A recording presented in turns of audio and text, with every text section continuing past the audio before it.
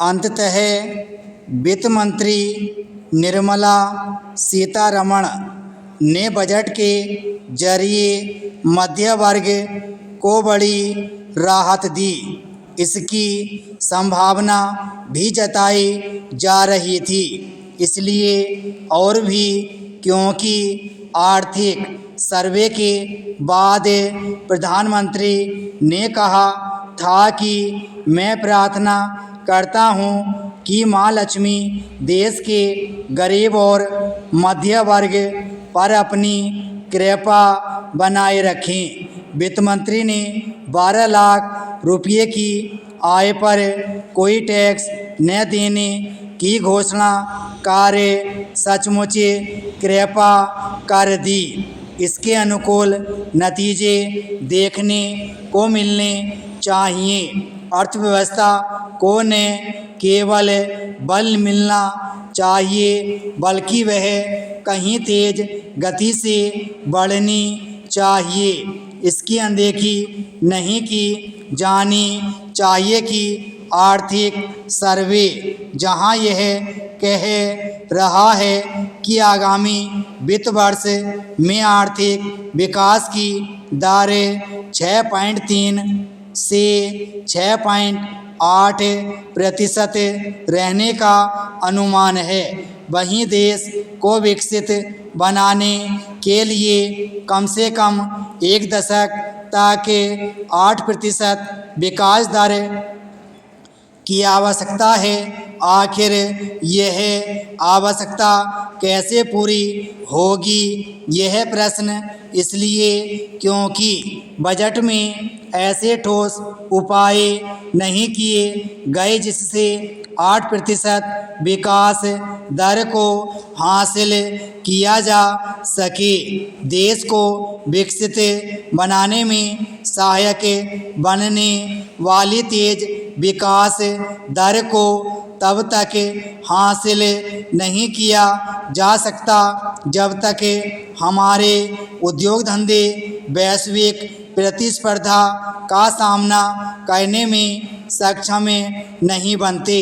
उन्हें इस प्रतिस्पर्धा का सामना करते हुए उत्कृष्टता भी हासिल करनी होगी, क्योंकि वे तभी वैश्विक बाजार की ज़रूरतों को पूरा करने में सक्षम होंगे। यह अनिवार्य है कि बड़े उद्योगों के साथ हमारे सूक्ष्म, लघु एवं मध्यम श्रेणी के उद्योगों के उत्पादों की गुणवत्ता विश्व स्तरीय हो। उनकी उत्पादन लागत भी विश्व स्तरीय होनी चाहिए।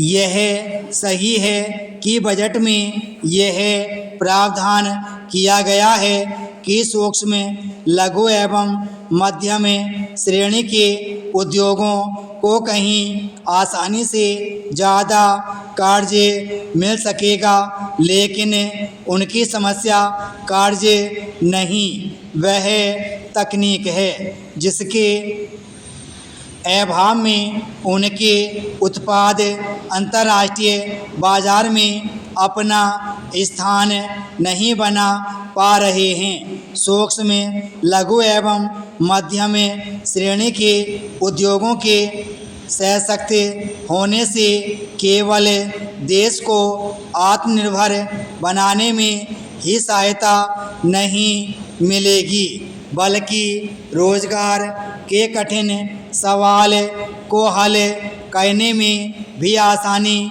होगी। आर्थिक सर्वे यह कह रहा था कि मौजूदा माहौल में पारंपरिक आर्थिक नीतियों को आगे बढ़ाना प्रासंगिक नहीं, लेकिन बजट यह सुनिश्चित नहीं करता कि ऐसी सभी नीतियों का परित्याग किया जा रहा है। बजट में सामाजिक विकास की योजनाओं पर धन का आवंटन बढ़ाना समय की मांग थी, लेकिन अच्छा होता कि बजट यह संदेश भी देता कि लोगों को आत्मनिर्भर न बनाने वाली लोक लुभावन नीतियाँ सही नहीं।